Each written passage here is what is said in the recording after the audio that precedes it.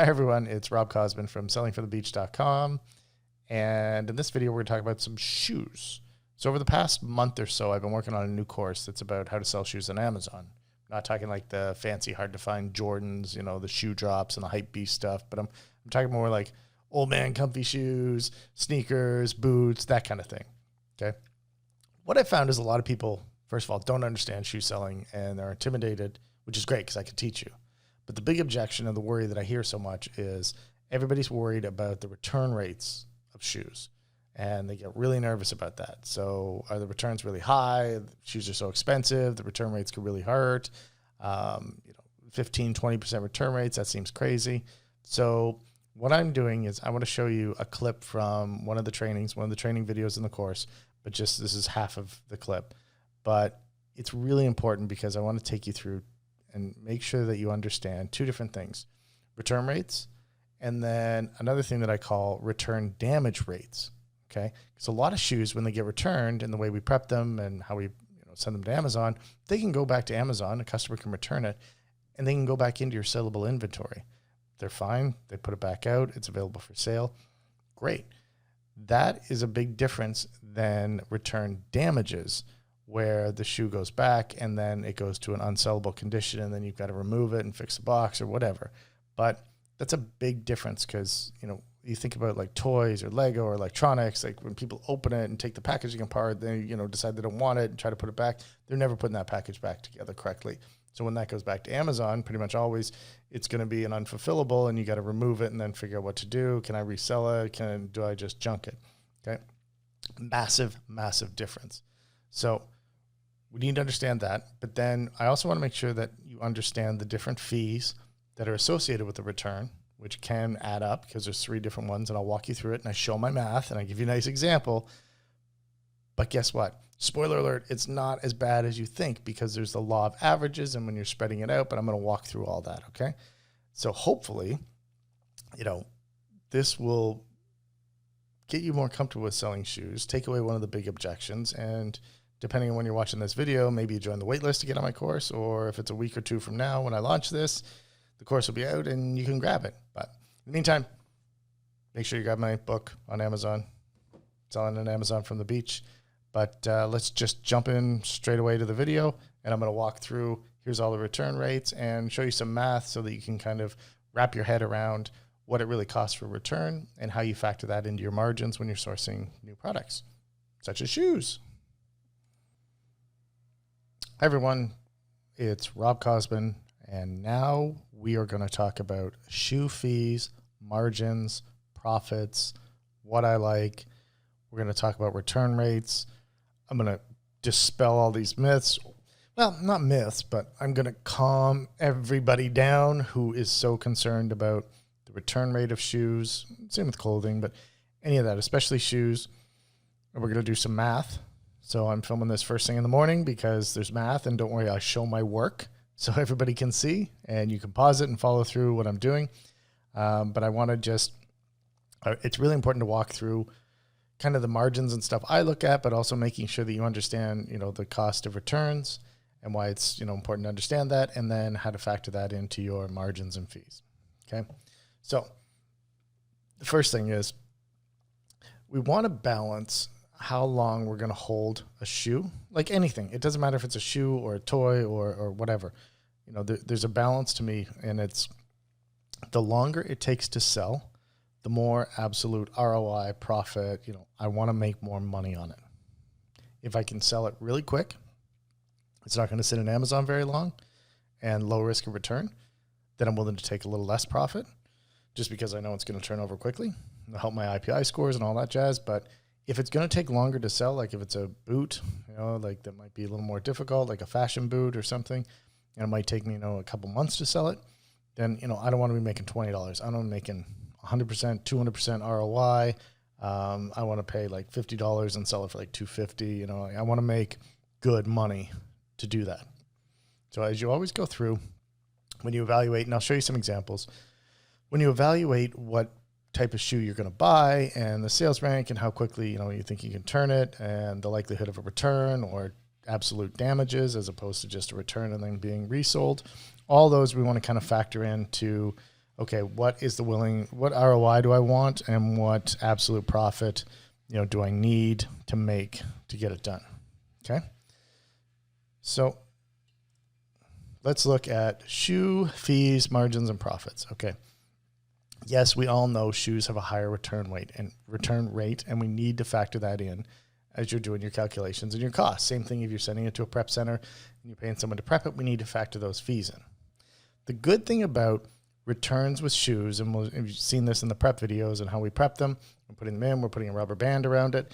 Like that box is easy to just send back in, right? Like a customer gets it, okay, take the shoe out, try it on, walk around, does it fit, does it not fit?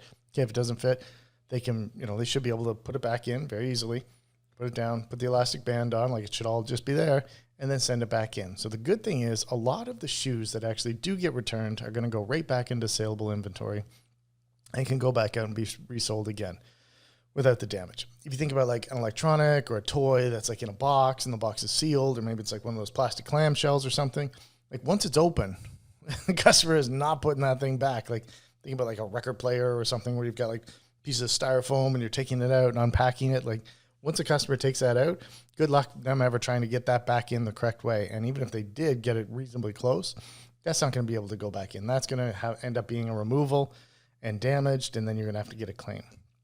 So there's a key distinction between returns on shoes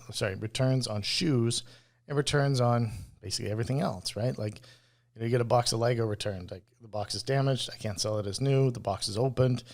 There's all the parts there. I don't know. I got to check it, right? Like shoes. It's a shoe. Are the laces there? Is there a left and a right? The good thing is, like it should go back.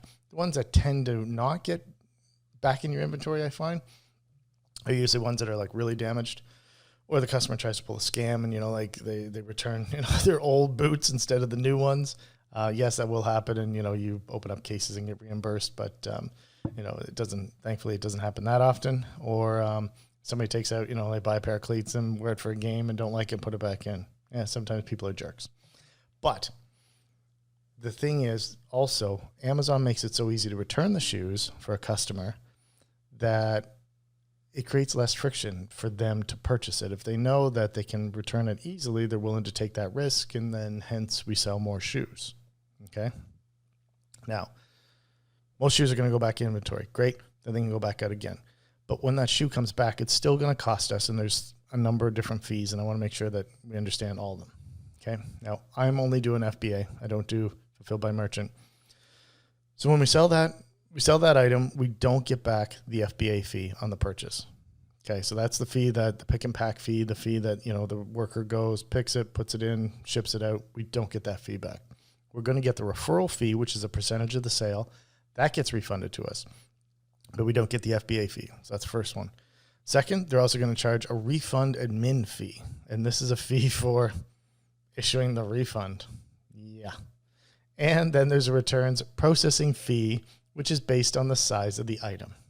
Okay. And I'm going to walk through an example here, and I'm going to show the math so that you can understand it. Now, I don't expect you to go through each time and try to figure this out, but I want to show the math on an example one here so that when we get to our final answer, you can kind of make a conscious effort to say, okay, this is what I'm going to factor in as the return risk, the additional cost of returns. So when I'm doing my margins, I'm looking at potential flips, potential items, I'm going to factor that in. And whatever that rough math turns out to be and you're comfortable with, then you can add that in. Okay. So here's an example here. So I took a bunch of screenshots from a shoe I sold. This is a fancy sports sandal. It's a Keen sandal. So I sold it for $109.92. So this is, $100 shoe. And we've got a few different fees. So I've got $22.88 minus $16.49. So the $22.88, as you can see at the bottom here, right down here, that $22.88 is the total Amazon fees, which is the referral fee and the FBA fee. Okay. So then when you go back, and this is a separate screen here where the actual refund comes through, you can see that I got back the $16.49, which is the referral fee, the 15% of the $109. So we get that back. But the difference in those two is the $6.39 in the FBA fee. So we lose that. Okay, that's the first fee. Then we got $3.30, this refund administration fee here, right? For issuing the refund, like, thanks, you're charging me for that. And then you see down here, we've got the service fee of $3.13 for the actual customer return. So we got FBA fee, we lose the refund administration fee, and then the actual return fees. So we've lost $12.82 on this return, or 11.6%. Sounds like a lot. Yes, it is. But we factor this in. Now, let's do some more math here. I'm going to carry these things through, right? So we've got $12.82. We're going to use the same example. If you just looked at it on an absolute, like, I sold for 109. If we, bought it for 50, we're making 37. Okay, then we need to really allocate $63 then. If it actually cost us that. If we paid 50 plus we paid the return fees, then, we're only making 24. Okay, that's fine. But we're not going to do this, right? Because the law of averages, not every shoe is going to get returned. There's going to be an average. So we don't need to factor in $12.82 for every purchase, or 11% of, the purchase price. We don't need to factor that in. We need to take the average of that. So here's some more math, okay? So we've got the $12.82. Let's assume a worst case scenario, 15% return rate on shoes. Okay, that's a little high. As you go and you start, you want to look at what shoes kind of come back. And, I always suggest, and what I focus on is I sell sneakers. I sell like Crocs. I sell sandals. I sell stuff. I like to sell the shoes that fit fine. I just need it to fit fine. If you think about like a woman's high heel shoe or a men's dress shoe, that needs to fit really good. And there's subtle, like you go and try on a bunch of dress shoes. This one hurts. This one doesn't. They all hurt the first time you put them on. They need to break in, right? Like there's just, those type of shoes are much more finicky about their fit. I mean, it could be your right size. It could be, you try on a men's dress shoe. It's 8, 8.5. You're usually an 8, and you're trying 8, 8.5, 8.5 wide. Like it still doesn't fit. Like that's just the shoe. It just doesn't fit on your foot. You don't like it. It's not good. It's not the size. But if you think about like a sneaker, a lot of sneakers, you're like, yeah, this feels good. Like there's more forgiveness. It just needs to, like a sandal, like, okay, yeah, fits good. Chances are it's going to just be fine. It doesn't need to be very specific, tailored towards my foot. There's way more forgiveness in those type of shoes. So those ones tend to have less return rates. So I like sneakers, sandals, those type of things. If I'm buying women's dress shoes, which I do, and women's dress boots, like knee-high boots and things like that, then I need to make sure there's more profit there, right, to account for the higher return rate. Simple.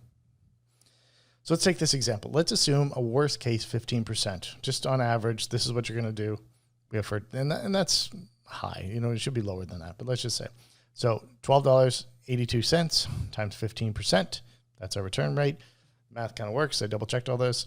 So we need to account for an extra $1.92 per pair of shoes as an additional return allowance.